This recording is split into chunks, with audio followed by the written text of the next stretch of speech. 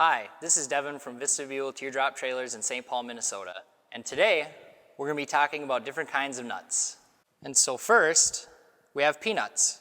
I love these at ball games. And next, we have Brazil nuts. Very exotic. We also have walnuts, a classic for the holidays. And here's my favorite nut of them all, the lug nut. An important step in getting your trailer ready for travel is making sure that your lug nuts are tightened properly. If you want to tighten them on your own, you will need a torque wrench. Set the wrench to 100 foot-pounds.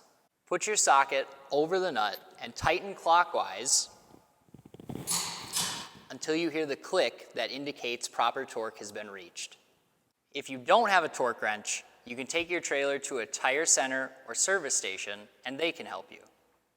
Keeping your lug nuts tightened is simple preventative maintenance that will keep you headed safely down the road.